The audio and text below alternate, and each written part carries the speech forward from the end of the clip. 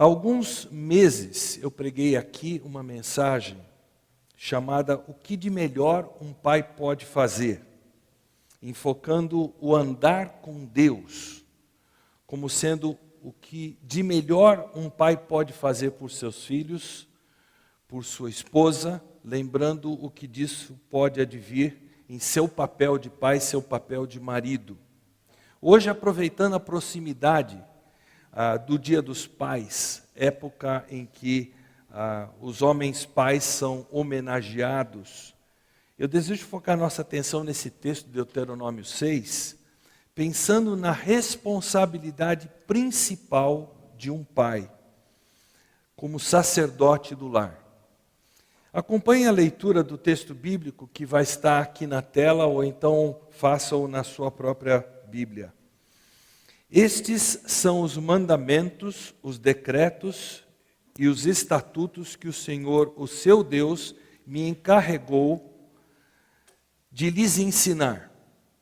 Não deixem de cumpri-los na terra que em breve vocês possuirão. Vocês, seus filhos e seus netos temerão o Senhor seu Deus enquanto viverem. Se obedecerem a todos os seus decretos e mandamentos, desfrutarão de vida longa. Ouça com atenção, Israel, e tenha cuidado de obedecer. Então tudo irá bem com vocês, e terão muitos filhos, na terra que produz leite e mel com fartura, exatamente como lhes prometeu o Senhor, o Deus de seus antepassados. Ouça, ó Israel, o Senhor nosso Deus, o Senhor é único. Ame o Senhor seu Deus de todo o seu coração, de toda a sua alma e de toda a sua força. Guarde sempre no coração as palavras que hoje lhes dou. Repita-as com frequência a seus filhos. Converse a respeito delas quando estiver em casa e quando estiver caminhando, quando se deitar e quando se levantar. Amarre-as às mãos e prenda-as à testa como lembrança. Escreva-as no batente das portas de sua casa e em seus portões. Vamos relembrar o pano de fundo aqui para ficar mais fácil de nós nos localizarmos. Moisés já está com aproximadamente 120 anos a essa altura. Ele está às portas de Canaã. Só que ele está do lado oriental do Rio Jordão junto com o povo.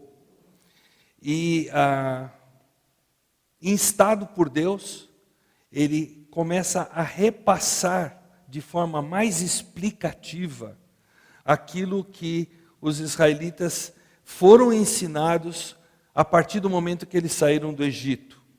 Para facilitar a nossa lembrança, o nome desse livro, Deuteronômio, vem da Vulgata Latina Deuteronomium, que quer dizer cópia desta lei, mas no hebraico o significado é um pouquinho diferente. A palavra devarim no hebraico é exatamente as primeiras palavras do livro, capítulo 1, versículo 1. Estas são as palavras. Moisés deveria explicar a essa segunda geração todos os conceitos da lei que Deus havia dado ao povo de Israel como povo escolhido e que Moisés havia registrado nos livros de Êxodo, Levítico e Números. Justamente para que aquela geração que conquistaria Canaã soubesse exatamente o que Deus esperava deles, o que Deus pedia deles. Com isso em mente, já que nós vivemos num mundo de valores completamente desvirtuados, eu quero sugerir a partir desse texto que o pai que realmente merece ser homenageado no Dia dos Pais é aquele que deixa um legado digno de ser seguido, porque ele obedece o que explicitam as Escrituras, ser seu dever número 1 como sacerdote do lar. Eu quero crer que os que me ouvem, aqui estão, conhecem a realidade bíblica de que o ser humano é pecador, desde que nossos pais viraram as costas para Deus lá no Éden, Gênesis 3, e que por causa do pecado que habita em nós, herdado desses pais da raça humana, as nossas inclinações, elas são naturalmente contra Deus. Logo após o dilúvio, Deus declarou que o coração do homem é inteiramente inclinado para o mal desde a sua infância. Gênesis 8, 21. Porque desde Adão, a semente de pecado passa de pai para filho, de geração em geração. O termo coração, usado aqui nesse versículo, ou usado na Bíblia em geral, via de regra, ele significa o ser do homem, o todo do ser humano. Então inclui seu intelecto, suas emoções, sua vontade, seu centro de decisões, etc. Isso posto, levando em conta que o ser humano foi criado à imagem de Deus, ou seja, ele foi criado para ser um adorador. Homem e mulher foram criados por Deus para adorá-lo.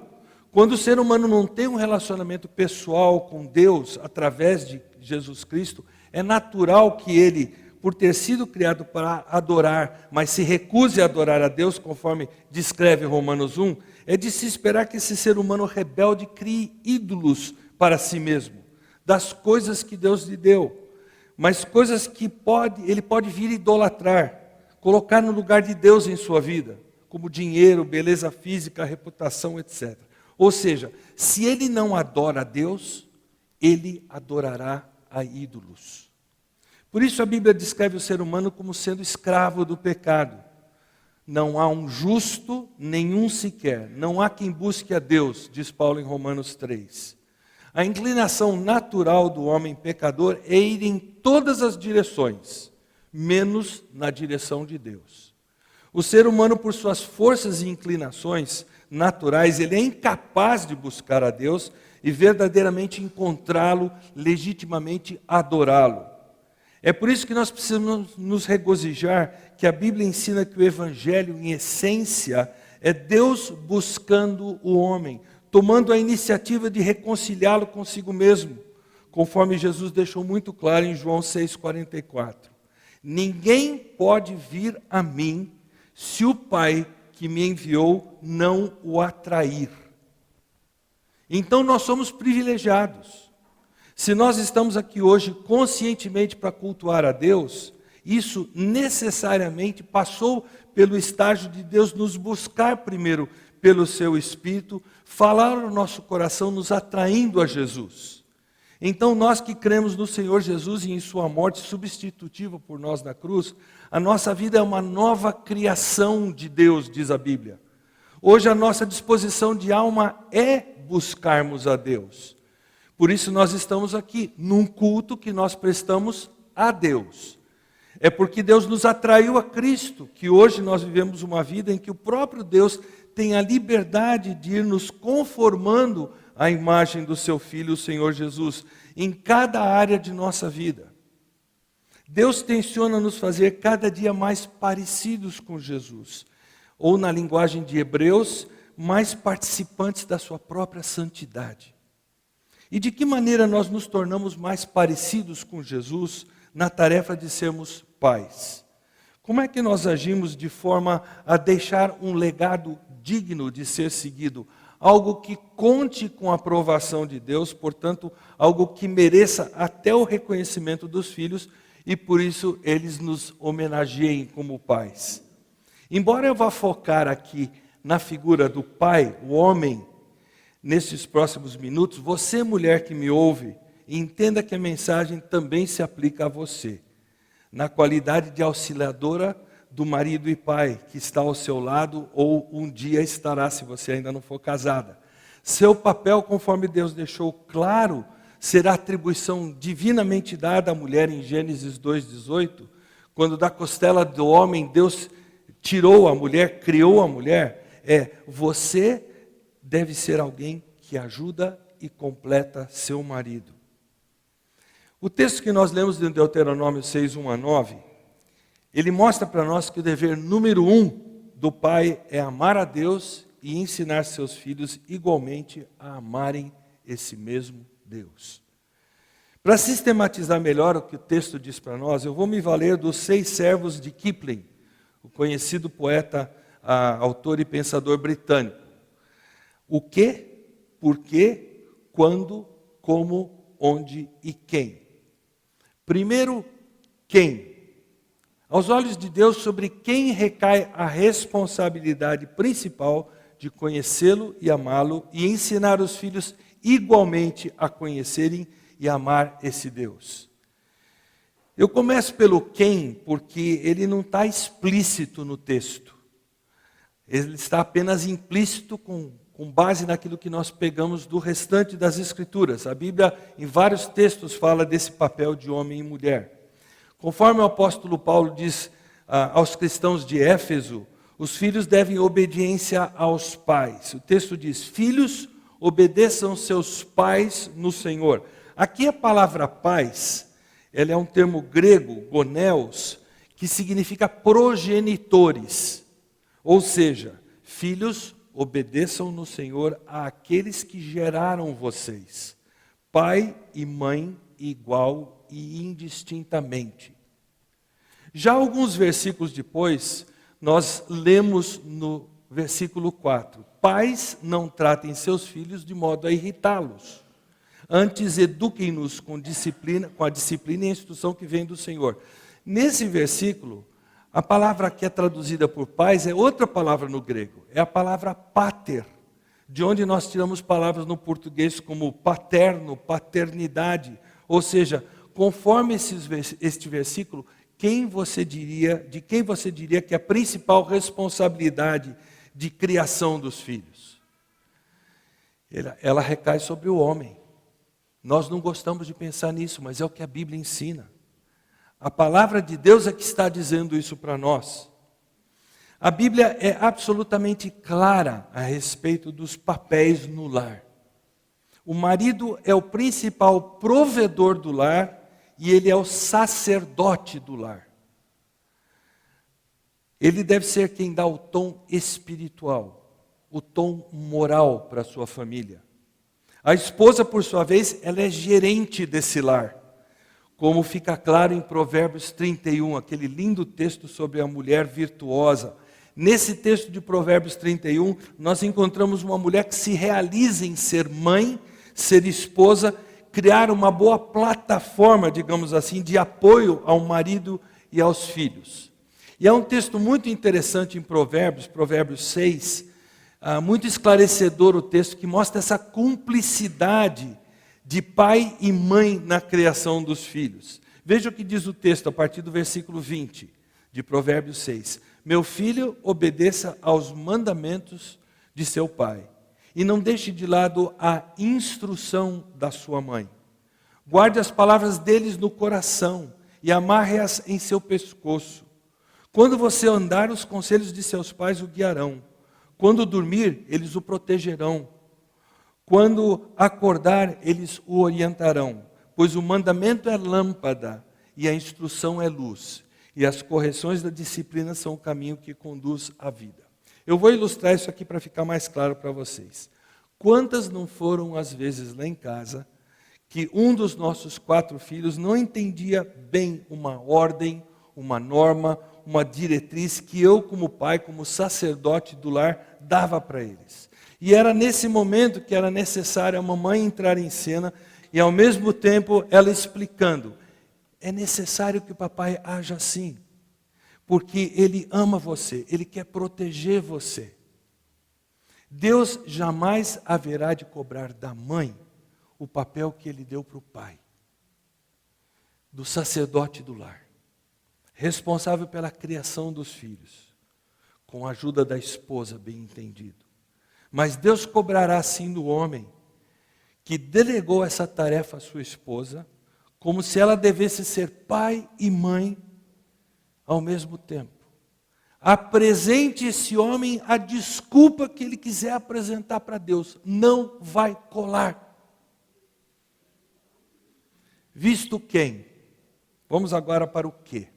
O conteúdo e a atitude que devem ser comunicados aos filhos. Primeiro, a responsabilidade, ouvir e obedecer. Observe novamente o que dizem os versículos 1 e 3. Estes são os mandamentos, os decretos e os estatutos do Senhor, seu Deus, que Ele me encarregou de lhes ensinar, Moisés está dizendo. Não deixem de cumpri-los na terra em que em breve vocês possuirão. Versículo 3, ouça com atenção Israel e tenha o cuidado de obedecer.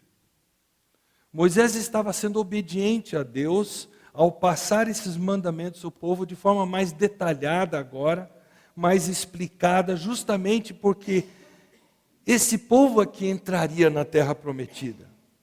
Outra versão diz assim: os decretos e as ordenanças que o Senhor, o seu Deus, ordenou. Deus não sugeriu, Ele ordenou. E o que é que nós devemos fazer como ordem de Deus? Obedecer, não é mesmo? A vida toda. Mas qual seria o ensino a ser ministrado? Primeiramente, nosso Deus é único. O versículo 4 diz: o Senhor nosso Deus, o Senhor é único. Eu não sei se cai a ficha para você, se toca o alarme aí na sua mente quando essas palavras são proferidas. Nosso Deus é único. O único Deus que existe. Sem querer ser curto e grosso, mas sendo, como diria o Chaves. O resto, não me importa, não me interessa a religião, é falso. Se formos pegar o contexto bíblico nesse assunto, todos os demais deuses citados, sem exceção, não passam, na verdade, de demônios travestidos de deuses. Nem mais, nem menos. Esse é o significado literal dessa expressão, o Senhor nosso Deus, o Senhor é único. E nessa frase nós encontramos as palavras Senhor e a palavra Deus. Parece um pleonasmo, né? Mas não é um pleonasmo, não. É difícil, quando você passa de uma língua para outra, traduzir todos os conceitos. E a tradução do hebraico para o português tem essa dificuldade. Mas a ideia aqui é mostrar quem manda, quem é soberano, quem é de sabedoria inescrutável, quem é o único que merece a nossa lealdade e a nossa adoração. E isso passa pela questão de você como pai, você como mãe que me ouve, saber explicar o Evangelho. Eu me assusto com a dificuldade que pais têm de explicar o Evangelho para os filhos. Mas essa é uma necessidade. A necessidade de salvação que eles têm, apontando para o pecado, que é justamente a evidência de nós estarmos perdidos, alienados de Deus. O teólogo e pastor John MacArthur, ele diz que a maior responsabilidade que nós temos como pais é de levar os filhos à salvação e depois disso à santificação.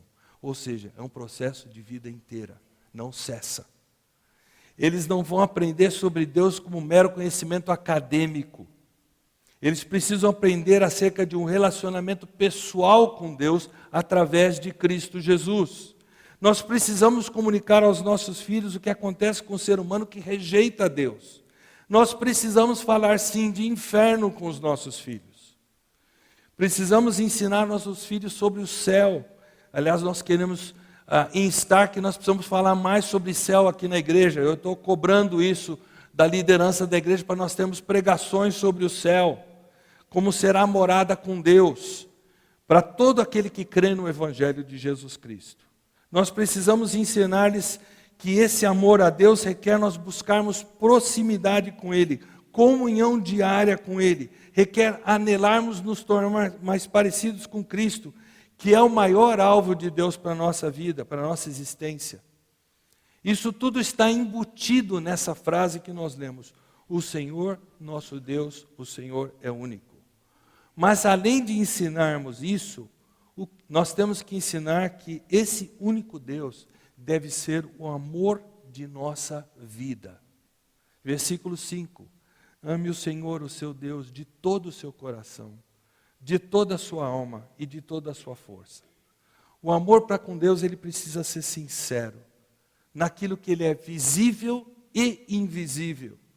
Não pode ser como Jesus descreveu os religiosos da sua época, dos seus dias. Este povo me honra com os lábios, mas o seu coração está longe de mim. Mateus 15, 8. Assim como o Senhor Deus deveria ser para Israel, Ele deve ser para nós hoje. O único digno de nossa adoração, lealdade e afeição. Eu penso que não demorou muito para os nossos filhos, nossos 4 filhos, perceberem que papai e mamãe deles eram e continuam sendo pecadores. Mas eu penso que logo cedo eles também perceberam que papai e mamãe não são hipócritas. Tanto eu quanto Jussara procuramos passar aos nossos filhos a visão de que o nosso amor a Deus tem que ser sincero, sem fingimento, sem ser meramente da boca para fora. Como diz o texto, de todo o nosso coração.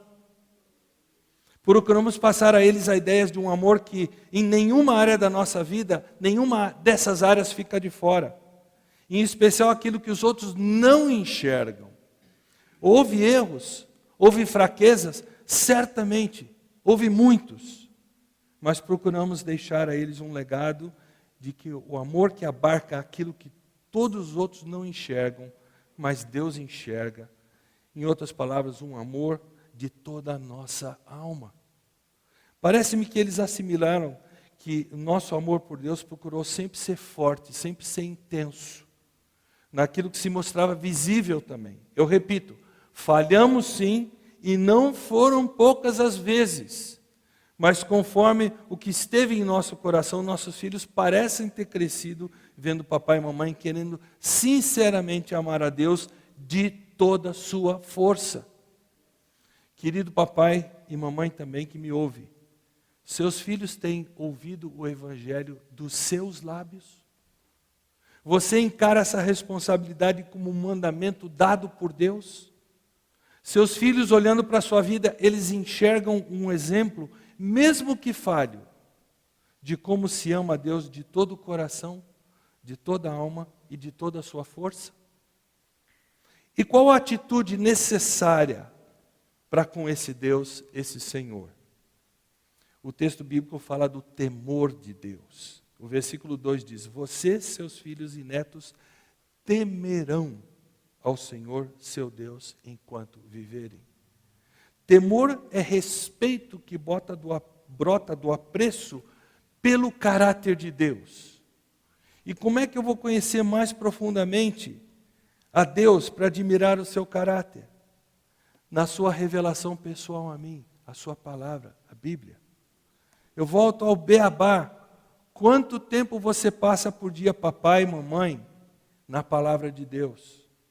Quanto tempo por dia você passa conversando com Deus em oração, dizendo para Ele que você o ama e que você quer que isso seja o legado que você deixa para os seus filhos e netos? E esse temor, ele gera obediência. Ele não gera uma mera reverência exterior, vazia. Ele também não gera medo. Ele gera adoração. Adoração aqui dentro. Então nós já vimos quem? Pais principalmente, homens, mas as mulheres junto. Já vimos o que, comunicando aos filhos que o Senhor, o nosso Deus, o Senhor é único e que Ele deve ser amado prioritário e totalmente, 24 horas por dia, 7 dias por semana. Agora vem o como. A instrução precisa ser vigorosa. O versículo 7 diz: repita-as com frequência a seus filhos. Quando os filhos são pequenininhos, eles nos imitam.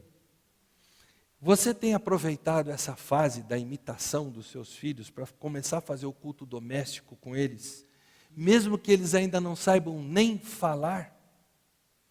Uma das minhas maiores alegrias hoje é ver meus netos menores, que estão começando a falar, a cantar um corinho que exalta a Deus, que fala de Jesus, mas com a versão deles, vamos dizer assim, aquelas palavras que só eles entendem. Ou então, quando eles decoram um versículo, com metade das palavras certas e o resto é pura imitação do que eles acham ser as palavras. Eu curto demais ver meus filhos e noras investindo nesse ensino aos filhos deles. Outro dia veio um vídeo do Lauro com o Daniel recitando um versículo, embolando boa parte das palavras. E vendo aquele vídeo, tanto a Jussara como eu nos lembramos de quando ele, Lauro, era pequenininho.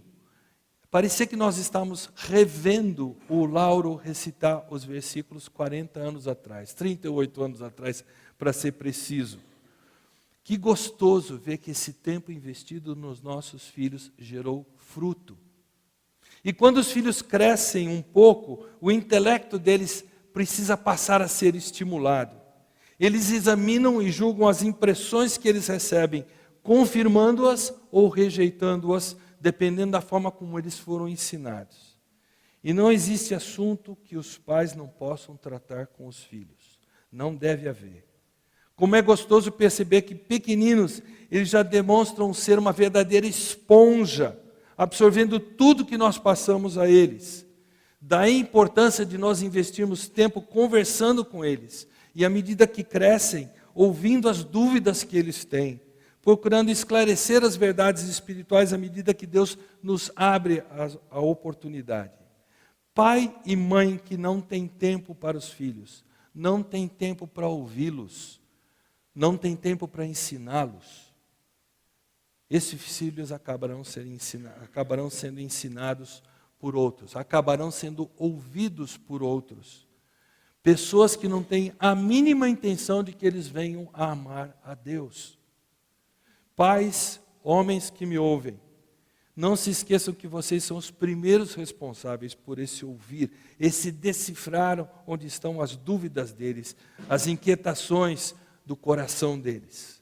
Conte com a esposa, é claro, mas não delegue definitivamente a ela uma responsabilidade que Deus confiou a você como homem, como sacerdote do lar. Trabalhem juntos. E temos que ter a convicção, antes mesmo que eles tenham a oportunidade de prová-lo, de que os nossos filhos são pecadores corrompidos. São filhos de Adão, não importa quão fofinhos eles possam parecer. Se não tivermos essa convicção de que eles são pecadores corrompidos, nós seremos um estrondoso fracasso ao criá-los.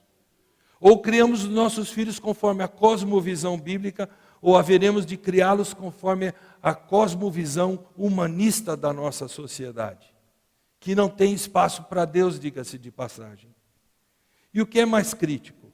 Se eles não forem instruídos na verdade moral, conforme este livro aqui que nós temos, eles acabarão sendo escravos de paixões e dos apetites ímpios.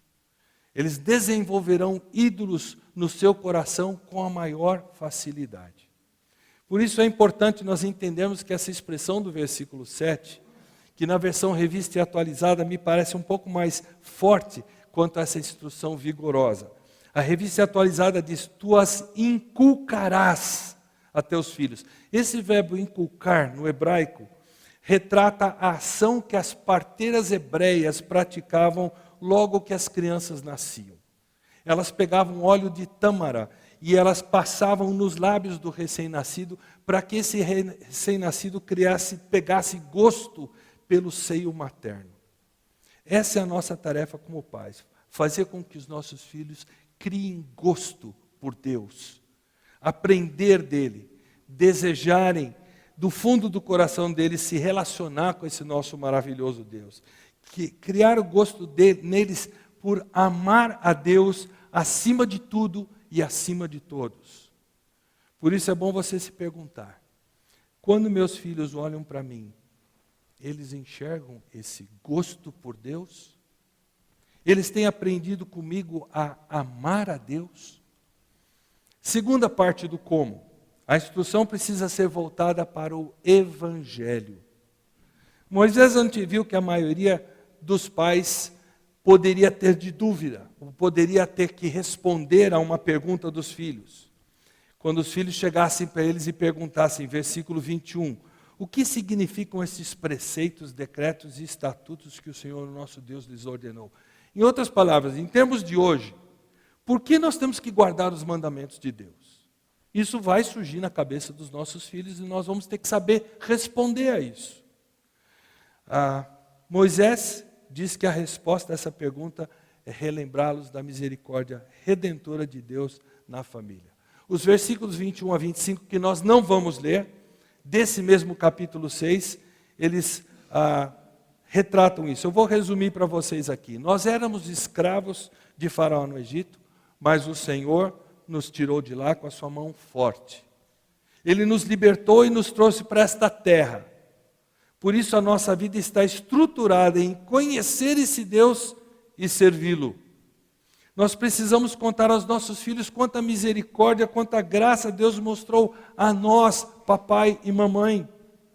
E como nós poderíamos agir de forma diferente aqui em nossa família, se não em estruturar a nossa vida para amar esse Deus, honrar esse Deus, obedecendo os seus mandamentos, deve ser a sua resposta aos seus filhos. Ao dizer isso, você como pai, você como mãe, vai produzir uma moldura redentora, que confere coerência às escolhas que vocês fazem como família. E qual é a nossa esperança ao implantarmos conscientemente essa instrução formativa nos nossos filhos? A nossa esperança reside sempre no poder do Evangelho, no poder da graça de Deus, confrontando diariamente os nossos filhos com a verdade do Evangelho, sabendo que o Evangelho é o poder de Deus, é algo que se encaixa bem com a necessidade deles, criaturas caídas que eles são. É a verdade que eles precisam ouvir, é a verdade que Deus se apraz em usar para trazer salvação a eles, e na maioria das vezes, Deus vai usar você, papai e mamãe, para trazê-los à salvação. Como é comum uma criança, talvez com seus 5, 6 anos de idade, vai variar de criança para criança, e virar para a mamãe e dizer: mamãe, eu quero obedecer a senhora, mas eu não consigo. Que oportunidade maravilhosa para você mostrar a graça redentora de Deus. Para mostrar que foi por isso que Jesus morreu na cruz. Por isso nós instruímos, nós treinamos os nossos filhos na obediência aos mandamentos de Deus, mas nós não confiamos no nosso próprio desempenho para conseguir isso. Nós confiamos no poder da graça de Deus. Pais comunicando aos filhos a respeito de Deus, fazendo com que eles criem gosto por conhecê-lo e amá-lo. Em quarto lugar, quando e onde isso deve ocorrer? Aos domingos na igreja, certo? Errado. Por favor, não descansem no fato de que essa igreja prima por dar boa instrução bíblica a seus filhos. O que nós fazemos aqui não substitui a instrução de Deus a ser dada por vocês, pais, 24 horas por dia, com ênfase nos momentos em que a mente da criança está livre para ser impactada, porque ela não está concentrada no estudo ou em alguma outra tarefa ou atividade costumeira e necessária. Repare na continuação do versículo 7. Conversa a respeito delas, ou seja, das coisas referentes a Deus, quando estiverem em casa, quando estiverem caminhando, quando se deitar e quando se levantar. Repare que o texto fala tanto de instrução formal, quanto de instrução informal, espontânea. Haverá momentos de você assentar em casa para fazer o culto doméstico. Tempo específico em família, em que os filhos sabem que é momento de aprendizado das coisas de Deus. Em que o papai principalmente, mas a mamãe também, ensina a palavra de Deus. É quando nós cantamos juntos os louvores a Deus. Quando nós oramos juntos como família. Queridos pais, organizem sua vida, seus horários, para que o tempo em família com Deus não falte. Não me diga que é impossível você reservar 15 minutos por dia para trazer seus filhos mais especificamente perto de Deus. Eu não vou acreditar, porque Jussara e eu criamos 4, como vários aqui já criaram filhos assim. E quando eu não estava, ela fazia sozinha. E deu certo. Mesmo que não dê para o papai estar diariamente, a mamãe pode. Gente, eu me lembro do meu pai, quando eu era pequeno. Meu pai era recém-convertido, com a Bíblia aberta, sentado na cadeira de balanço, na sala de visita, lendo, explicando para nós, quando eu e minha irmã éramos bem pequenos. Hoje, os bisnetos do seu Eros, meu pai, estão sendo ensinados da mesma forma. Quando o Ju e eu criamos os nossos filhos, houve dias em que nós falhamos, nós deixamos de fazer o culto doméstico. E haverá falhas na sua agenda também, sem dúvida. mas não desista. Eu insisto com vocês, vale a pena. Haverá momentos de informalidade também, dentro de casa mesmo, ou momentos em que nós estamos indo de um lugar para o outro, e momentos que não são estruturados formalmente para essa instrução, mas que nós saibamos aproveitar bem desses momentos e passar a instrução para os filhos, quem sabe também para os netos. Quando seus filhos vão dormir, você consegue ver esse momento como uma oportunidade de conversar com eles, saber como é que foi o dia deles, verificar se existe algo que eles precisam confessar a Deus e buscar o perdão de Deus, ou algo para acertar com o irmão, talvez com pai e mãe? Ou será que nessa hora o futebol, a Olimpíada, a novela, são mais importantes para você do que esse tempo, a hora dos seus filhos irem dormir?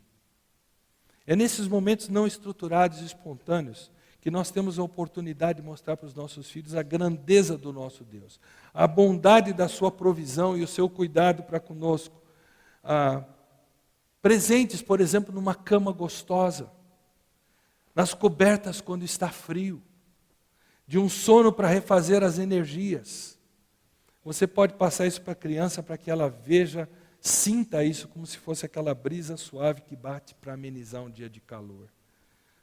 A suave brisa da palavra de Deus precisa sempre ser sentida pelos nossos filhos. Eu me lembro com saudade das noites em que papai e mamãe iam até a minha cama. Oravam comigo. Gente, já se vão mais de 60 anos. Eu me lembro como se fosse hoje. Eles conversavam sobre o dia, sobre as coisas maravilhosas que Deus havia feito. Seu cuidado conosco, sua provisão, sua proteção. Coisas que se a gente não parar para considerar, a gente acha que isso é obrigação de Deus, ponto final. Como foi precioso aprender isso com eles e poder fazer isso com os nossos filhos e a ver os nossos filhos hoje passando isso para os nossos netos. Existe também um momento do acordar, como diz o texto bíblico, de focar a mente no Deus que nos deu uma noite gostosa de sono. Momentos para relembrarmos a bondade de Deus, de pedir a Ele que o nosso dia seja vivido pertinho dEle. Papai talvez não possa estar presente nessa hora, mas a mamãe estará. Ou vocês acham que isso é tarefa que a gente pode delegar a terceiros? É na informalidade que o ensino talvez se processe com maior surpreendente sucesso. Eu louvo a Deus como Jussara sempre soube aproveitar bem o tempo em casa com os filhos, para ensinar a eles a palavra de Deus.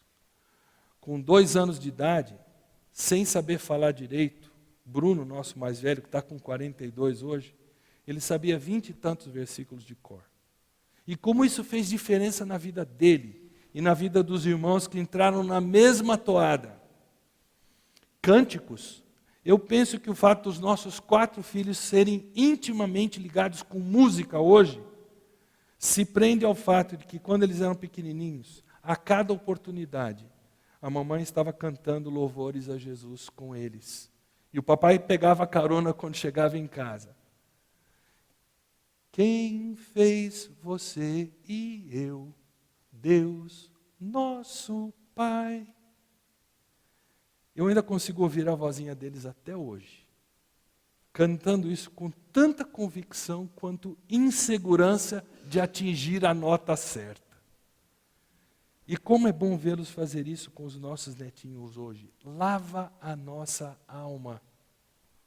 Vocês percebem que o que eu estou falando equivale a dar para os nossos filhos uma espécie de óculos através do qual nós enxergamos a vida? Crianças são facilmente impressionáveis. E pequenos diálogos podem imprimir importantes lições nos coraçõezinhos deles. Pais, especialmente homens, as mulheres fazem isso mais naturalmente. Nós, homens, precisamos entender que Deus conferiu a nós essa responsabilidade de comunicar aos nossos filhos sobre Deus, sobre o amor dele por nós, que levou Jesus até aquela cruz em nosso lugar, fazendo com que eles criem gosto por conhecê-lo, fazendo com que de forma formal e informal, sempre nós aproveitemos as oportunidades que se apresentam. Mas para encerrar, vale a pena perguntar, por quê?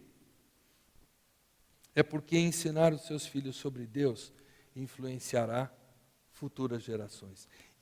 Ensinar seus filhos a amar a Deus haverá de influenciar futuras gerações. O versículo 2 diz, vocês, seus filhos e netos temerão ao Senhor. Reparem na ênfase, no alcance da tarefa. Você precisa amar a Deus. Você precisa ensinar seus filhos a amar a Deus. Isso tem que chegar aos seus netos. Ao instruir um filho, a sua visão tem que ser mais ampla do que simplesmente resolver o problema daquele momento. Você está fornecendo a ele uma cosmovisão que influenciará não só a vida dele, mas a vida dos filhos dele, seus netos, daqui uns 25, 30, 35 anos, e assim sucessivamente. A Bíblia nos fornece aqui uma visão a longo prazo. É preciso, como pais, nós pararmos de nos concentrar na mera sobrevivência de eu não sei mais o que eu faço com a minha filha, com o meu filho, que aprendeu a fazer isso ou aquilo. Nós temos que pensar em termos de reino. Nossos filhos e netos seguindo os caminhos do Senhor. Nossos netos, bisnetos, etc. O Salmo 78, versículos 5 a 7, expressa isso com muita maestria. Pois ele estabeleceu seus preceitos a Jacó, deu a sua lei a Israel. Ordenou a nossos antepassados que ensinassem a seus filhos, para que a geração seguinte, os filhos ainda por nascer, a conhecesse. Eles, por sua vez, ensinarão a seus filhos. Portanto, cada geração deve pôr sua esperança em Deus, não esquecer de seus poderosos feitos e obedecer os seus mandamentos. A preocupação do Salmo aqui revela a preocupação com filhos que nem nasceram ainda, netos que nem vieram ainda, filhos dos nossos filhos. Nós temos que ensinar os nossos filhos sobre Deus, tendo em mente uma geração que virá a seguir. E andará nos caminhos do Senhor pela graça dEle. Além disso, nós precisamos ensinar nossos filhos a amar a Deus, pois isso trará bênção para toda a família. Quando nós nos empenhamos na tarefa de instruir os filhos sobre Deus, ensiná-los a amar a Deus, e o fizermos com a devida prioridade e dedicação a uma promessa da palavra de Deus, que numerosas futuras gerações terão todas as condições de se manterem obedientes às leis de Deus, o que assegurará vida longa, paz, prosperidade a elas. É isso que está contido na frase, desfrutarão de vida longa, no final do versículo 2. O texto continua e ele vai falar ainda de você amarrar as mãos, essas coisas, as mãos, a testa, escrever nos batentes da porta, na casa dos seus portões. Os judeus religiosos ortodoxos guardam isso até hoje de forma literal. Parece que não percebendo que o texto está dizendo aqui é que isso tem que fazer parte de cada área da nossa vida. Pessoal, dentro do nosso lar, é o que esses últimos 2 versículos estão falando. Será que Deus está trazendo convicção ao seu coração? E você esteja bem consciente de suas falhas, tipo, eu nunca fiz culto doméstico com os meus filhos. Eu percebo o quanto eu fui negligente nessas verdades que eu deveria ter passado a meus filhos. Sabe qual é a nossa tentação numa hora assim? É ficarmos muito desanimados conosco mesmos, nos autoflagelando pelo nosso fracasso. Mas não é isso que Deus espera que nós façamos diante da exposição da sua palavra. Porque se você pensar bem, ao fazer isso, você na verdade estará estimulando o seu orgulho. Você estará estimulando a sua autojustiça.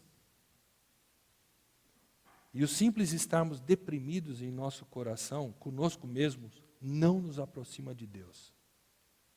Nós precisamos nos aproximar de Deus com a nossa fraqueza, dizendo que nós queremos fazer o que está escrito aqui em Deuteronômio 6. Eu vou pedir que você curve a sua cabeça, que você feche os seus olhos nesse momento. E você diga para Deus, como eu quero dizer para Deus, pensando em tudo que foi não feito conforme essas diretrizes aqui. Senhor, eu sei que eu sou fraco. Eu sei que sem Ti eu nada posso fazer. Senhor, permita que eu derrame a Teus pés todos os ídolos do meu coração. Tudo que compete, tudo que atrapalha para que eu Te conheça melhor. Talvez meu amor compulsivo por mim mesmo, meu objetivo de ser um sucesso na vida, talvez meu desejo por vida mansa, vida conveniente, minha concepção de que eu mereço ser entretido, minha convicção de que minha carreira é mais importante do que os meus filhos. Eu sei que Jesus morreu para que eu tivesse graça e poder para obedecer e fazer o que me chamaste a fazer, Pai. Então eu me recuso a me fechar no meu próprio casulo de autocomiseração. Eu quero me aproximar da Tua cruz nesse momento, abraçar a Tua graça, a Tua promessa de que tudo que eu preciso para a vida e piedade já me foi dado em Cristo Jesus. Senhor, perdoa-me, purifica-me, transforma-me, capacita-me. Dá-me da Tua graça para eu me deleitar no Senhor, de forma que, como pessoa satisfeita com Deus, eu possa trazer a meus filhos uma maravilhosa mensagem da graça e da bondade de Deus. Continue aí a conversa no seu coração com Deus, conforme o Espírito lhe orienta, de forma silenciosa.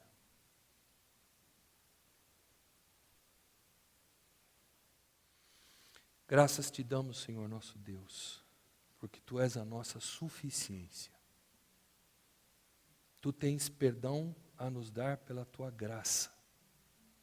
Concede que, daqui em diante, com a Tua ajuda, com a ajuda do Teu Santo Espírito, nós possamos obedecer a Tua palavra naquilo que ela nos ordena, conforme nós acabamos de estudar. Nós pedimos isso, agradecidos em nome de Jesus. Amém.